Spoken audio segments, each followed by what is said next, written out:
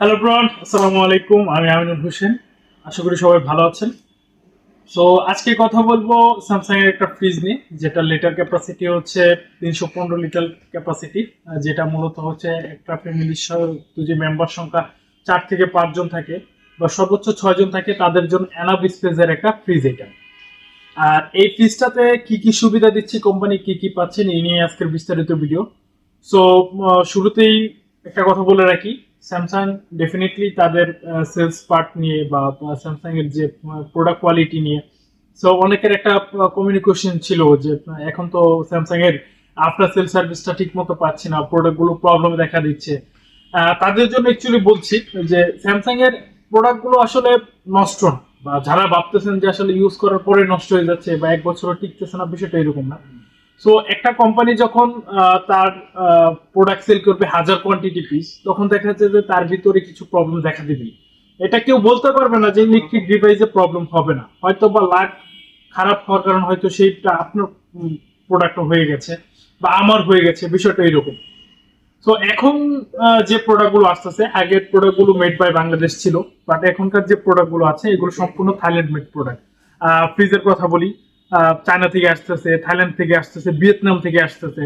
Washing মেশিনের কথা দুজি বলি, চায়না থেকে আসতেছে, ভিয়েতনাম থেকে আসতেছে, থাইল্যান্ড থেকে আসতেছে। সরি, ভিয়েতনাম থেকে আসতেছে না, ওয়াশিং মেশিন গুলো থাইল্যান্ড এবং চায়না মেড হচ্ছে। টিভি গুলো অ্যাসেম্বল বাংলাদেশে হচ্ছে। আর বাকি যে প্রোডাক্ট গুলো বলেন, যেমন মাইক্রোওভেন গুলো কিন্তু এখন মালয়েশিয়া থেকে অ্যাসেম্বল হচ্ছে। সো এই প্রোডাক্ট গুলো নিয়ে আমরা এখন পর্যন্ত কোনো রকম কমপ্লেন পাইনি কাস্টমারের কাছে। আফটার যে রিভিউটা, যারা 6 মাস 7 মাস বা 8 মাস যাবত ইউজ করতেছে, তারা বলতেছে না ভাই এখন পর্যন্ত কোনো প্রবলেম পেনি। আর একটা বিষয় হচ্ছে স্যামসাং এর, যারা অনেকে বলবেন যে ভাই সার্ভিস ইস্যু নিয়ে খুব প্রবলেম ফেস করতেছি, আই থিঙ্ক আমার মনে হয় যে উইথিন শর্ট টাইমে এটা অলরেডি সলভ করে ফেলছে বিভিন্ন ভাবে। আর এখন মনে হয় না এই প্রবলেম গুলো দেখা দিচ্ছে। আর যারা র্যাঙ্কসিমার থেকে প্রোডাক্ট পারচেস করবে, ডেফিনেটলি তাদেরকে সাপোর্ট দেওয়ার জন্য র্যাঙ্কসিমার তাদের নিজস্ব যে কাস্টমার কেয়ার আছে, সেটা তো অল টাইম 24 ঘন্টায় আপনাদের জন্য খোলা। আর স্যামসাং থেকে ডেফিনেটলি এখন যারা কাস্টমার কেয়ার থেকে সার্ভিস নেবেন, আই থিঙ্ক আমার মনে হয় না এটা লং প্রসিডিউর একটা প্রসিডিউর হবে। তো কথা আর না বাড়িয়ে এখন দেখাবো আমি কোন ফ্রিজটা নিয়ে কথা বলতে চাচ্ছি।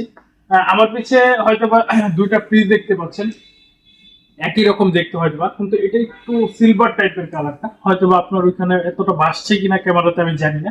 আর এটা একটু ডার্ক টাইপের, ব্ল্যাক অ্যাশ টাইপের যে কালারটা। এই দুটোর ভিতরে একটু বেসিক পার্থক্য আছে, মডেলে একটু পার্থক্য আছে।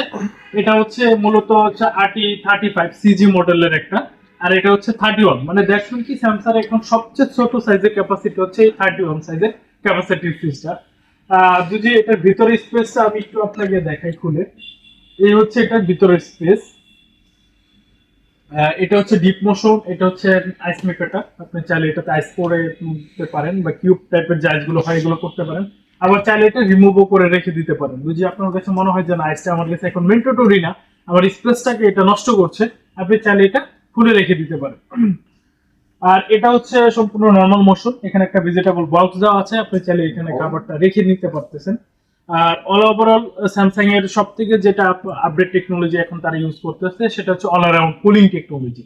যেটা আমি হয়তো বা আমাদের আগের যে মডেল গুলো আছে বা আমার আগের যে ভিডিও গুলো আছে ওইগুলোতে আপনাদেরকে এক্সপ্লেন করে বলেছি। আবারও বলতেছি, অল অ্যারাউন্ড কুলিং টেকনোলজিটা হচ্ছে প্রত্যেকটা কম্পার্টমেন্ট হচ্ছে সে আলাদা আলাদা ভাবে কুলিং দিবে। দ্যাটস মিন কি, আপনার খাবারের কোয়ালিটি ভালো থাকতেছে, লং টাইম আপনি খাবারটাকে ইউজ করতে পারতেছেন, নষ্ট হচ্ছে না। তারপরে হচ্ছে খাবারে কোনো রকম বরফ হচ্ছে না, শুধু সরি মানে সাইডে কোনো বরফ জমা হচ্ছে না, শুধু খাবারটাকেই সে শক্ত করে আইস করে রাখতেছে। তো এই কারণে কিন্তু আপনার এই টেকনোলজিটা আমার মনে হয় অন্য অন্য টেকনোলজি থেকে অনেকটা বেনিফিটেড অপশন, একটা ভালো একটা অপশন বলা যায়। এইখান থেকে আপনি চাইলে টেম্পারেচারটাকে আপ ডাউন করে নিতে পারবেন।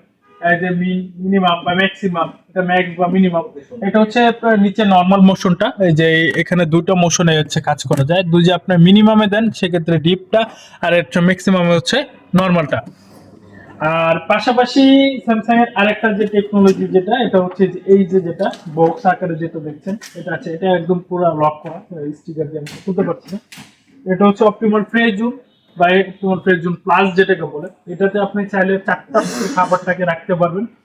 4টা মোট ভাবে দুজি বলে, আর সহজ ভাবে বলে দুজি বলি, ফল, তারপর হচ্ছে আদা বাটা, রসুন বাটা, দুধ, পাওয়ারফুল, মানে হচ্ছে যে কোল্ড ড্রিঙ্ক জাতীয় যে খাবারগুলো আছে, এগুলো আপনি অনায়াসে একটা লং টাইম 3 থেকে 7 দিনের মতো একটা প্রসিডিউরে এই খাবারটাকে রাখতে পারবেন, যাতে আপনার খাবারটা যে অবস্থাতে রাখবেন ওই অবস্থাতে থাকবে, না বরফ হবে না নরমাল হবে।